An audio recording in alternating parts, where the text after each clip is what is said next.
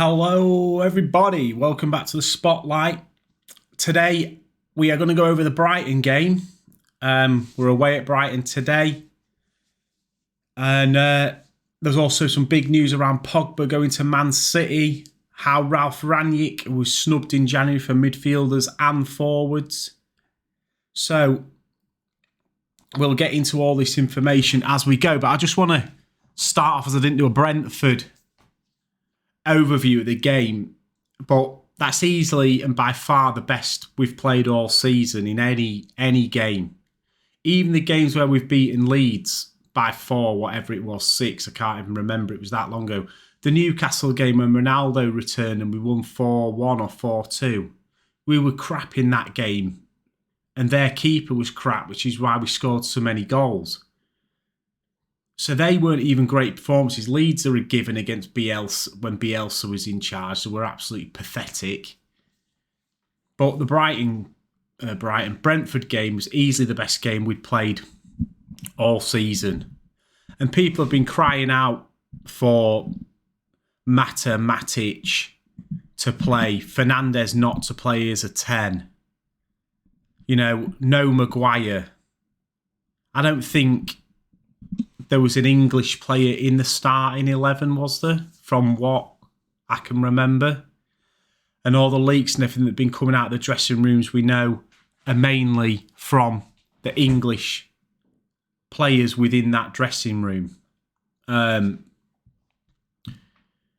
likes of Jesse Lingard, Henderson and whatnot from the reports you seem to get.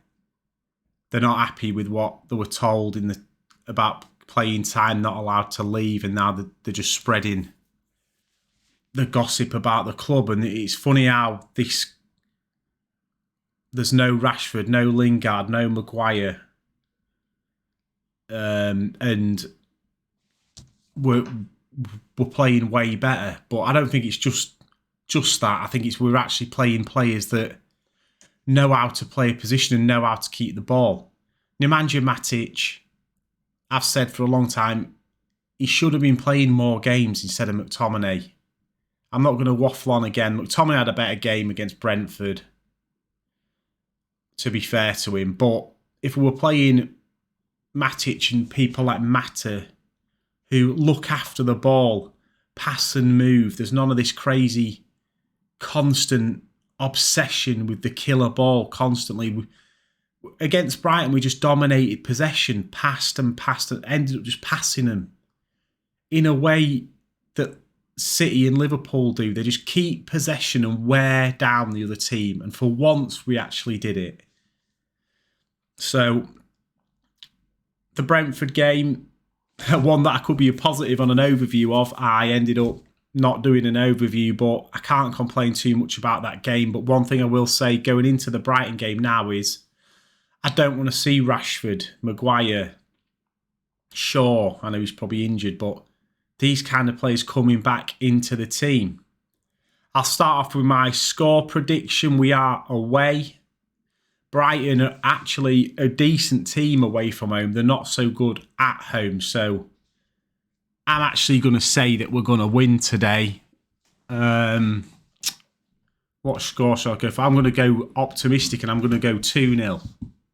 I'm going to say United are going to win 2-0 with the caveat that we put out a similar team to we played against Brentford. If you bring in the others back, could be anything. Draw, probably. So I'll quickly flick over to the tactics board. Yeah, I know you love the tactics board. So I'm going to go with the same back 5. De Gea, Dalot, Lindelof, Varane, Telles. I've gone over it enough times. Don't need to go over it again. Maguire shouldn't play again for the rest of the season. In all honesty, we should be looking to move him on, which we won't do because he's on too big a contract. I play Matic and Fred. Can always bring McTominay on later. I play Mata again. And then I do the same with the front 3. I play Elanga, Fernandes and Ronaldo. I think it's the same team. I'm not sure if there's any injuries that impact that. I don't think there is. We've had Lingard moaning in the week as well about how he didn't get a farewell at Old Trafford for all he's been there since he was a kid and all this crap off his brother. His brother is always piping up. It's got nothing to do with him. If Lingard wanted a send-off at Old Trafford for all his time there, how about over the last 6 months, when he's had a chance, he's actually done something? I remember that game against Young Boys away in the Champions League. He was pathetic. He's come on against City, pathetic. He's had other starts, and I think Ralph Rangnick in his press conference was asked the question about Jesse Lingard and why he didn't get a send-off. And basically, he shut him down and said, he's played under me more than he has the previous management.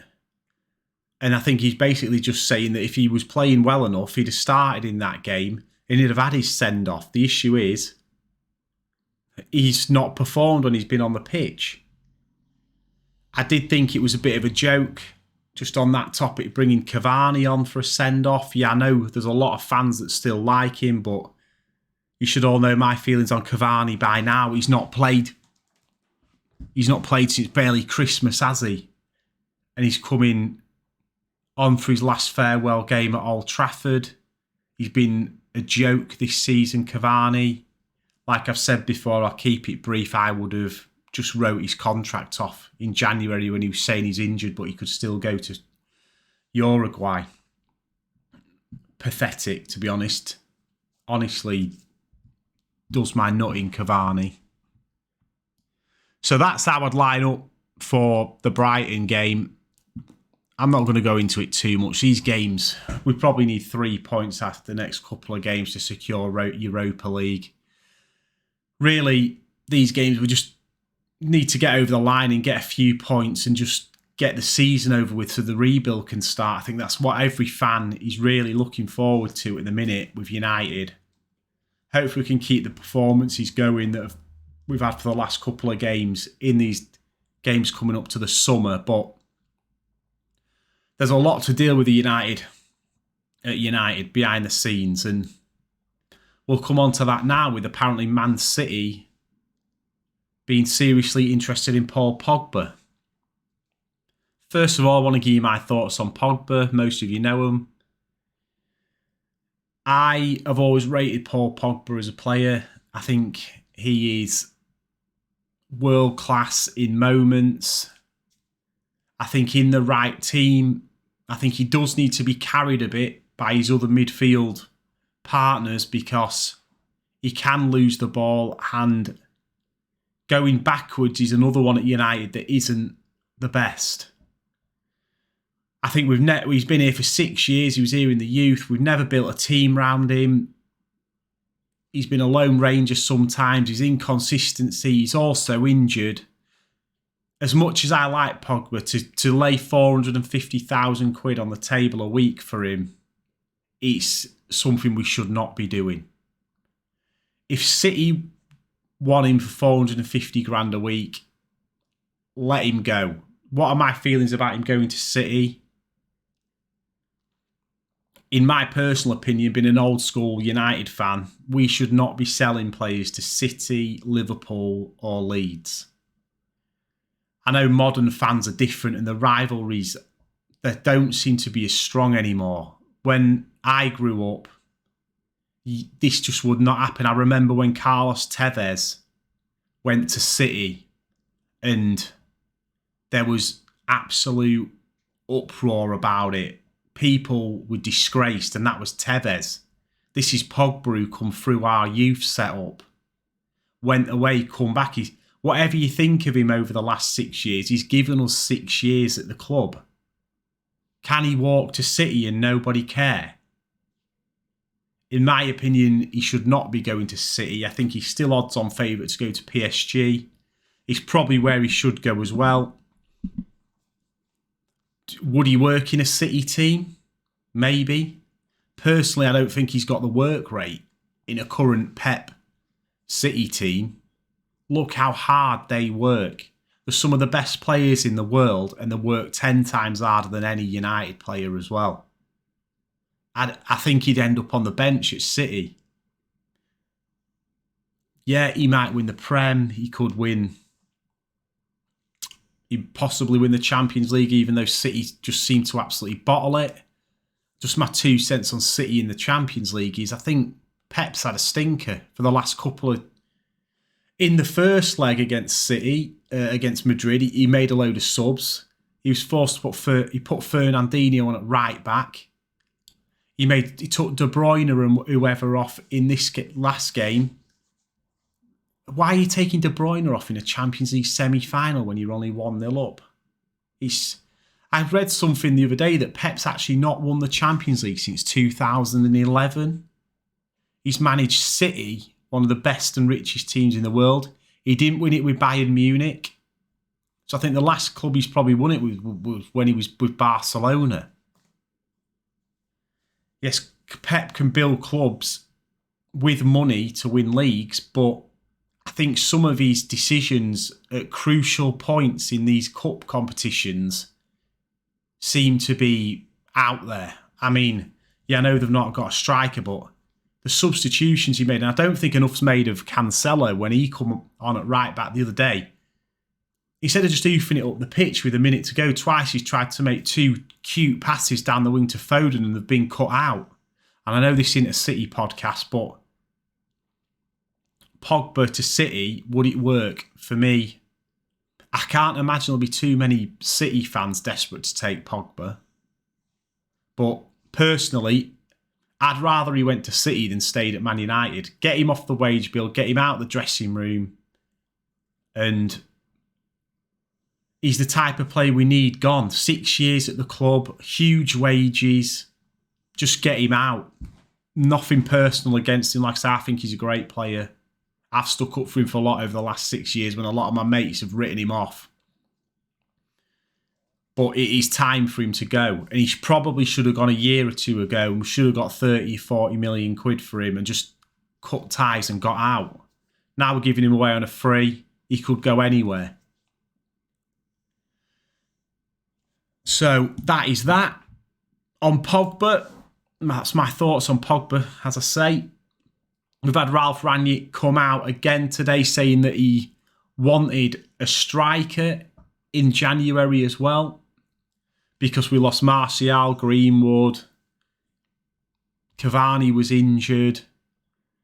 Apparently he was told no, that there was no one available by the scouting department, so they didn't want to go for anyone. He was told no for 5 or 10 million quid for all them midfielders that were available. Kamara, Zakaria. Even if you'd have took him on a 3-year deal for 5 million quid, you could probably sell. Even if you didn't work with Zakaria, you could have probably sold him for 20 million in a year or two's time.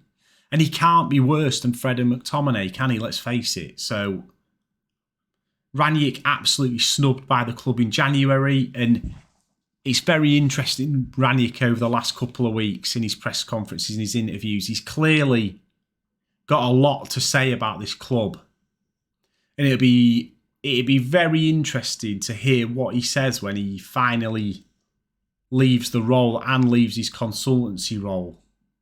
If he will spill the beans on what's really going on behind the scenes, because he's clearly frustrated with the board. He's clearly and totally and utterly disgraced by a lot of the playing staff. So whatever you think of Rangnick, yeah, his win record isn't very good. And there's probably a reason for that. That he knows a lot of them players aren't good enough and that he's told them. And they don't want to play for him. Now we're coming to the end of the season. They've picked up the form a bit. And it won't surprise me if a few of these players, Rashford included, as soon as Ten Hag comes through the door, you see a different player.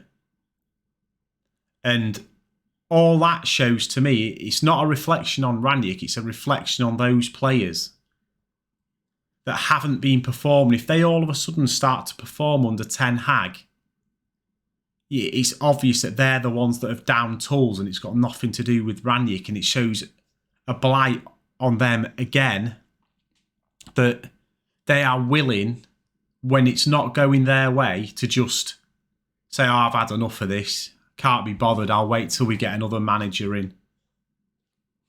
So that's something else we need. It'll be interesting to see if people like Luke Shaw, Rashford, Bruno to a certain extent, Maguire, McTominay, see what they're like under Ten Hag. And whether all of a sudden, a click of a finger, a summer, they're back to the best. They clearly will have down tools under Ranić, won't they? And that's on them. It's not on Ranić. So, what else we got on the quick gossip column? There's a lot going on about Nkunku at the minute, isn't there, from Leipzig. I think they want a lot of money for him, though, and I think it's up in the air whether he's worth what they want to charge for him. For me, I don't know enough about Nkunku. I think we do need a centre-back, and it looks like that it is in the plans for Ten Hag to get a centre-back. And if Varane does stay and stays fit, you would think that is the end for Harry Maguire. Because surely we're not going to get a centre-back and then go out and still play Maguire. So if we get another centre-back, it must be the end for Maguire. It'll be Varane and the new centre-back, you would think. So that means we'll likely get a new captain. And there's a bit of a note here about Edison Cavani. He said that he would have considered leaving the club last summer if he'd have known we were going to sign Cristiano Ronaldo. If Cavani was fit, or even, I won't even say he's not fit. I said if he's even asked to play for the club, he'd have played a lot more. We'd have rested Ronaldo, or he'd have come off the bench a lot more often and got more game time. It's got nothing to do with signing Ronaldo. Edison Cavani, I never wanted him in the first place. I thought he was another one of them overaged, overpaid strikers that we've been falling into. Ronaldo kind of fits that bill, but he's performed. We got Agallo, Ibrahimovic. They're all basically past-it strikers who earn a lot of money. And yet Ibra was good for us and Ronaldo has been. But really, they're not signings we should be making if we're looking to build for the future. Cavani should have never come to this club. And yes, he's had his good moments, not this season, the season before. But to be honest, he's been pathetic this season. And blaming Cristiano Ronaldo for coming for the club for why he can't be bothered to put a kit on and sit on the bench is another joke and another reason why he has been an absolute failure at this club, and fans need to realise it. Pablo Dybala, target for Man United and Arsenal, has had an offer to join Dortmund when his contract is up. I'd put him in the same bracket as the players I've just mentioned. He's nearly 30. He's out of contract. He'd be coming to United on massive wages. I'm not sure he would work in the Premier League. Too big a risk. Don't sign Dybala, in my opinion. Victor Osimhen from Napoli would prefer to join Arsenal over Man U and Newcastle. So that's that. Again, I don't know a lot about Osimhen. 23-year-old Nigerian striker. So I don't think we're really linked to Osimhen anyway. I think if we get a striker this summer, it looks like it'll probably be Nunez from Benfica. And he's probably, if we're not going all out on Haaland or Kane mega money like I mentioned in the previous video, then he's probably the next best bet. He is 22, he's got his flaws, he's going to cost a lot of money. It's going to be one of them. He could be the next best thing. He could be a 70 million quid flop. Is he worth the risk? That's something that Ten Hag and the board will have to decide, but we desperately need a striker. There's no doubt about it. So if you can get Nunez, for me, well, I think I said in the last video, if you're going to be paying nearly 100 million quid for him, go get Kane. Even though he's an probably an overpaid, overaged striker if you come to Man United, but at least he's proven quality. If you're going to be paying 70, 80 million quid for Nunez at 22, who's only done it for Benfica, just cough the extra 20 million quid up and get Kane if you can, in my opinion. Bailly and Jones have both told United teammates they'll leave in the summer. Well, I don't think there's anything new there, is there? Phil Jones is another one that should have been gone years ago. No against Jones, really, but too injury prone, given a ridiculous contract back in the day and has never really played for the club. He should have been gone a long time ago, or again, terminate the contract, just pay him off. Because why have him sat there for 7 years? Ridiculous. Eric Bailly's never been given a chance at United, has he? I mean, just honestly, he's come in and out of the team. He's done well. Yes, he's a bit rash. He's a bit injury prone. He's prone to a mistake. But over the last year or two with the centre-backs we've had, how has he not had more game time? I don't know. And that's all I'm going to say on Bailly. He should leave. And yeah, all I'll say is Mata and Matic got the farewell that they deserved at Old Trafford the other night. Both been good servants to the club. Personally, I don't think either of them have been used enough over the last few years. Matic, he has a lot of flaws, Matic now. Slow. He can't really last 90 minutes, but he's so composed on the ball. He's miles better than Fred and McTominay on the ball. And Juan Mata, we brought him in from Chelsea. I think he flew in on a helicopter, didn't he? He was all excited, and he's never been really used in his proper position as a number 10 at United since he's been here. Out on the right, bit part player. He's the kind of player that we should have built the team around. He's the kind of player that if City were the force they were at the time, they would have bought him. A David Silva, Bernardo Silva type. Hard-working, technically brilliant. And we shoved him out of position and built a team around a load of people who aren't good enough. But anyway, that's 20 minutes gone on the video. I've been ranting. Let's go beat Brighton later, and I'll see you on the next one. Peace out.